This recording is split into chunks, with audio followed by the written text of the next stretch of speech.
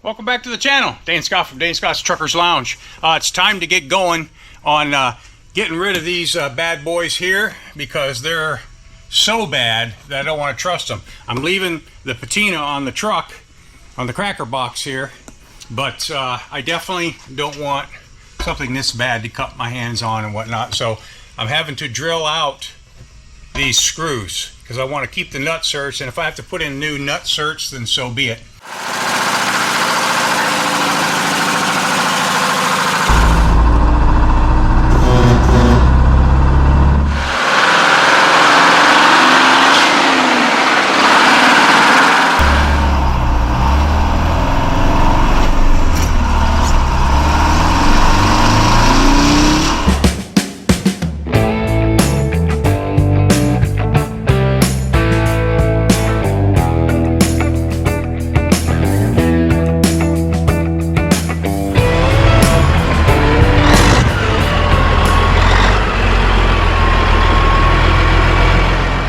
This old school trucking episode is made possible by my sponsors, 4 State Trucks, Grand Rock Exhaust Solutions, Lake City Paint, Warehouse 9000, online on Amazon, and also Hammer Down Coffee. So if you want to save some money, look in the links below in the description box and click on the link there. It'll help you save some money and it'll help me too.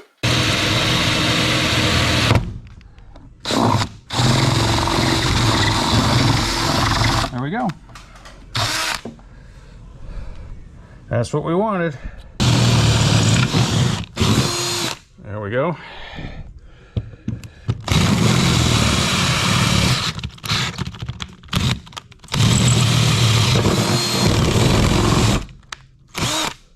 Okay, I've got a pair of vice grips holding the nut on the other side. So this one will come right out.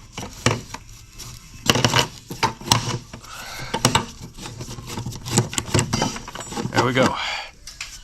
So I will put new nut certs in here and the new handles that Ed from up in the snow country, Canada, sent me, and we'll put those on there. Got to clean that up first. Okay, mission accomplished. Both sides are off and drilled out. Now I will clean this up a little bit, and I have some flat paint to match. And thanks to Lake City Paint, Warehouse 9000 online, I have the exact color of the cab. And they mixed this paint up for me. That's how I did, well, this fender, and I did these, this fender, and this door. If you remember when I got this truck, this door was blue. And then I copied the decal on the other side and printed it to look weathered and broken just like the other side, but this was a little bit smaller. I got to make it bigger, but I'll just have to patch it, or not patch it, but make it in. My machine only goes a total of 12 inches, and I need more than that, so it'll just be paneled, as we say, layered. No big deal. So I'm going to get this prepped, and then we're going to put on some nice grab handles.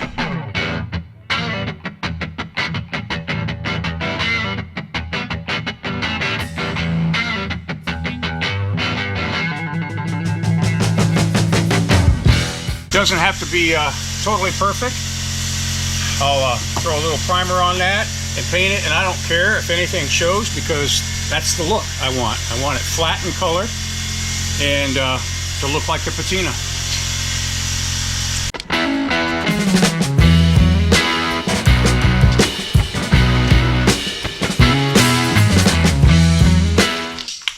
That's all we want. Just enough to cover the damage area. I could have left it too. It would have looked right, but I'm going to put the mustard yellow over top of that so it doesn't look quite so obvious that it was changed out. Lake City Paint, guys, they're one of my sponsors. Their information's down below in the comments section. They always mix up my paint for me. They do a killer job. I just give them like a big swatch. They need probably something maybe about that big to put their camera on. and to match any color. And I actually had them match this flat mustard weathered yellow.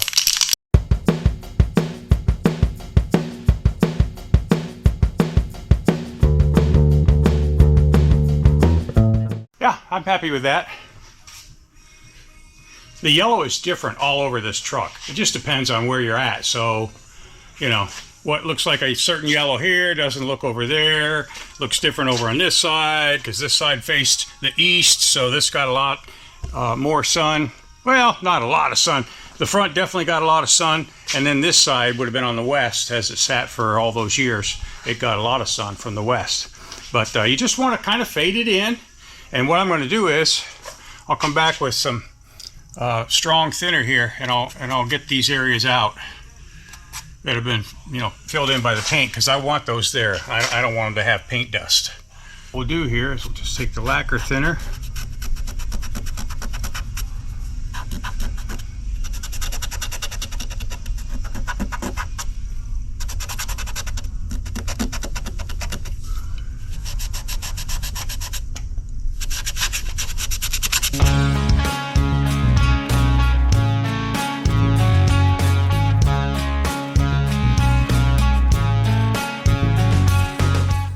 Awesome.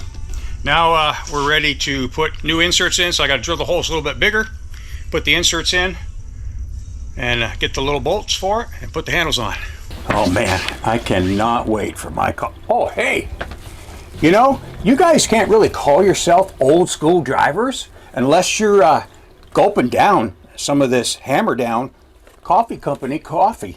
I mean, have you tasted this stuff? They've got Full Throttle Light Roast, they've got Full Walker Medium Blend, they've got a Red Eye Espresso, which is like a medium dark, they've got a Reset Blend, decaf, but it's dark, and my personal favorite that I'm waiting for patiently, Deep Reduction Dark Roast. So try Hammer Down Coffee by clicking the link right below, and that'll take you right to the site to order your very own Hammer Down Coffee. Okay, welcome back. So we've got the area all prepped and ready for the new handles. You remember the old ones were really bad, and you cut your hand, you grab on those, so we don't want that. I still want them to look old, so I've got the new ones painted to match, of course, to fade in, and then I'm going to replicate the rust by painting brown into the rust areas, and then the new flat screw heads will go into here like so, and then we're going to put nutserts in. Now on this side I was able to get to the nuts on the back. This side I was not, because the dash is in there and all kinds of stuff is in the way. So what I just decided to do was enlarge the holes a little bit and put 1/4 inch nutserts in there, and then we'll use just the nutserts. That way it doesn't take 2 people to be here to put them together. You know, you want to make things easy, not complicated. And in order to put this side on and put nuts on the back, I'd have to have a second person here. So that's not always the case. I don't like to tie up Mr. Wizard all the time. So nutserts is the way to go. Okay, here's the nutsert tool. Nutsert just screws on while you have it open. Screw that in, and then you push it in the hole and close the jaws.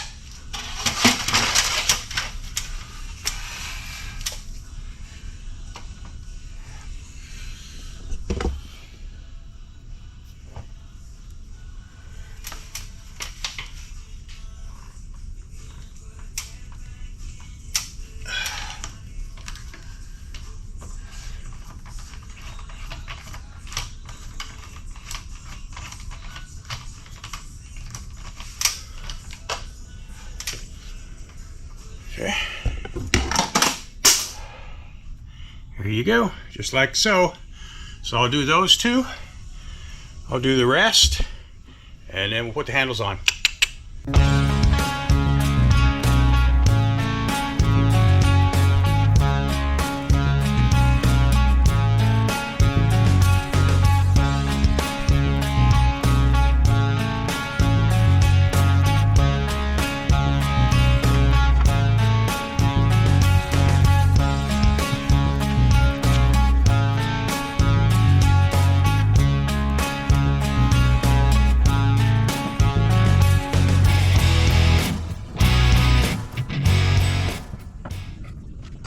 So that's how she's gonna look. So let's get her on.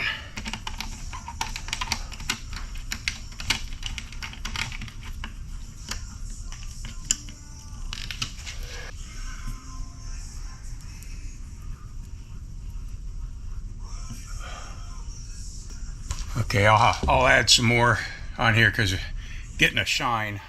So that'll take 2 coats, but that's all right. So that's kind of where we're at with making the new grab handles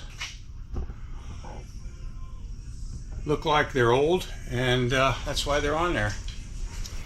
Okay, so what we need to do today, I've got new parking / blinker lights to install,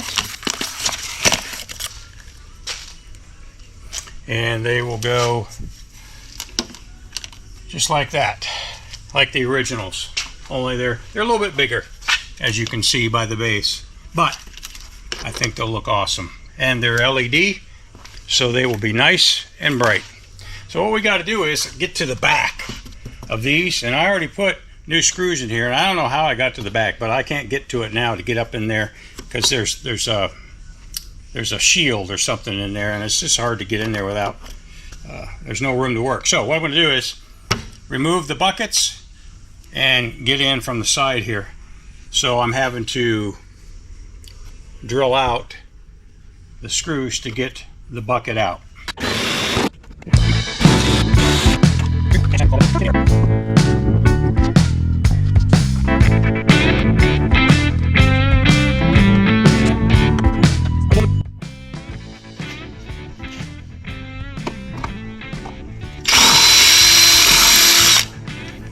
Okay, so I want to make sure that with the bigger diameter light that I don't get too close over here. So I'm going to use the same hole, I just enlarged it, and then I will have to make a new hole over here.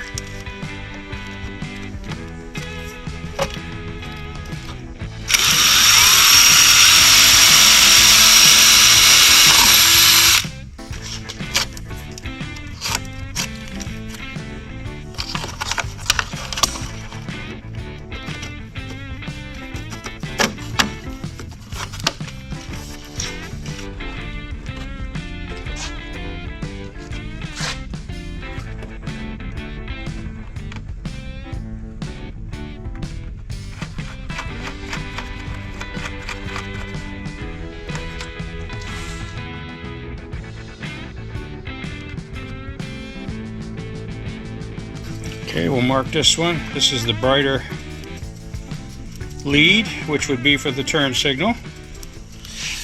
You guys may recall when I got the Crackerbox here back in June, it had a modified Kenworth dash pod in it, which someone had made. It didn't look this nice, and it was missing gauges and everything. I've since worked on this and made it what it is. But what it's replacing, or what I replaced and put back, was some original pods that I had. So what I had done is I took out that pod and I put back in some original gauges that I had that are supposed to be in here, which are cool because I love the kind of the Art Deco font for the lettering. But these have on the back of them, see those copper flat wire runs, and over time those crack and they don't work. So there really isn't a practical reason to keep the pods in there. So what I'm going to do is I'm going to take them back out, and I am going to put back in the modified KW one I just showed you because I've been working on it. These gauges do work though. I mean, as far as air pressure and oil pressure, they do work. But those are the only two. So I think I want to put that other one in. I'm going to clean this all up real nice, get it painted, and it still leaves room for these. And I actually have some of these that look real nice. these bezels that are already printed. So that's what we'll do, because we got to rewire this truck. It's got to be rewired and replumbed, but it's running and driving, which is ahead of the game of what old Grasshopper back there was. Grasshopper, we had to do everything ground up with him, and there's still little things, but that was a major restoration, 2 years. I don't want to do 2 years. We're going to have this thing where we want it in time for the GMC Jamboree. Yeah, GMC Jamboree, this thing. You guys know about that. This will be the 4th year. Holy cow, I can't believe how time flies. But all trucks are welcome. Pre-1990, all you vintage truck guys. And don't worry, it don't have to be done. I hear this all the time. Well, it's not ready. I don't have it done yet. Or whatever. I don't want it done. We want to see your old trucks in the process that you're in right now. We just want to appreciate all these old trucks. That's when trucking was great in America, the 50s, 60s, 70s, even the 80s, early to mid 80s. Deregulation came in somewhere around there and started ruining things. But the cab overs especially. We love cab overs, but we love all trucks. So bring them all. Buses, bring whatever you want. Pre-1990, it's a great show. We want to see you there. Oh, welcome back. We got us a mail call today.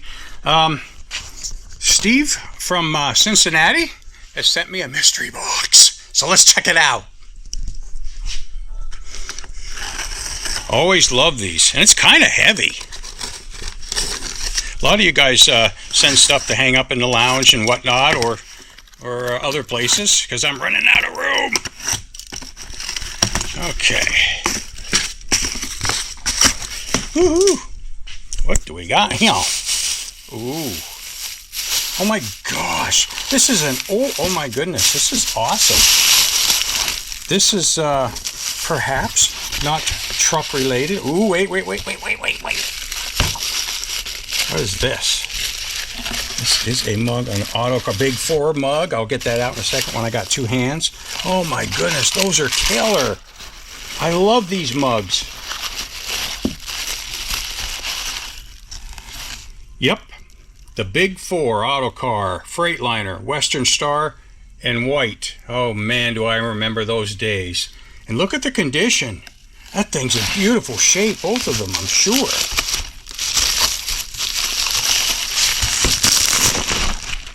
Oh my goodness. They're beautiful. Steve, thank you so much. And these look like vintage guitar player magazines. You guys probably know I'm a guitar player. Oh my word. From 71. You guys will probably relate to this. Alvin Lee, Julian Bream, Peter Cetera, all these guys. Wow, I've never even seen these magazines. 74. Uh-oh. Bada bing, bada boom. It is truck related. That's killer. Hey, that's the guy, I think Sonny Lister? I think that's his name. He's the one who played in the movie Moonfire. Yeah. Check that out. Look at the condition from 1968. Oh my word, this is killer. You don't know how happy this makes me. Look at that. There's a 4000 International, the pre-runner to the TransStars. Nice old KW. A little newer than mine. Probably a 6789, somewhere in there. Beautiful. North American, that's the way they used to look. I know that because we moved around a lot as a kid. And North American and Allied Van Lines is who moved us. Now there's a 66, I do believe. That's like Grasshopper. Oh man. I am in heaven. Now you guys see, these are all cab overs. I'm telling you, cab overs ruled. Another 4000. I wouldn't be surprised if I end up with one of those one day. And a freight shaker. I like a Freightliner. Yeah. This is extraordinary. Another 4000. Man, Steve, I so appreciate this. I so appreciate this. And the condition of these magazines is impeccable, just like new. Here is January 68. There you go, guys. There's a W9. Not to say there wasn't conventionals. There was plenty of them. But the cab overs by far outnumbered the conventionals. That was just because of the length laws of the day. Once length laws were reduced and relaxed, both, that's when they became less and less and less, till they were almost extinct. But now they're kind of coming back. I don't think they'll make a huge resurgence, but there's definitely more of them working now than there has been in the last decade or two. Another 4,000. I just love them. This is what trucking was all about back in the 60s and 70s, guys. Look at that, February 68. I can't believe this. I'm going to enjoy these so much. I want to sit right down and read them, but I can't. I got to work during the day. I got to keep myself working. Got to keep working on these bad boys, especially the old C-Box over there, who I have not named yet. Can you believe it? I've had them since June and haven't named this truck yet. But I think I told you in the second to the last video there, I'm keeping the JL McCoy on this, and I'm going to keep the yellow just like it is. I'm thinking, because I painted this white, I may go back to the yellow and just do the white inset here, paint this white. It looks a little meaner on a Crackerbox, if you ask me, when the color continues down here. So it kind of, your eye kind of sees this frown, you know, when everything's the same color there. It's an art thing. I just think they look meaner, but I like the way they look with the white too. It's a tough call, but I do know I'm going to leave it. I am now not going to paint it light blue, so I'm going to have to do that white up there. But the reason is the granddaughter of J.L. McCoy contacted me and said, hey, that was my grandfather's trucking company. And I was like, get out of here. And she said that in that video, if you look back 2 videos maybe, when I caught you up with the Crackerbox, you'll see this on the thumbnail. I showed you the road log that I found inside the cab, and the gal said that when her grandfather saw that, I mean, he knew that's his company. So whoever owned this drove for her grandfather, J.L. McCoy. And here's the real kicker. She says the company's still in business, but they're under a different name, and the name escapes me right now. When I make the video, I'll put it down here underneath when I edit it. I can't remember what she said the name of the company is, but it's still in business, just under a different name. And to top it off, her grandfather comes in every other day for a few hours, she said. I mean, it's crazy. This is the stuff that trucking legends are made of. I said, well, you know what? I'd love to interview them. They're in West Virginia. I says, if nothing else, maybe we could do a phone interview. So stick around town. I may get you a nice old school phone interview with J.L. McCoy.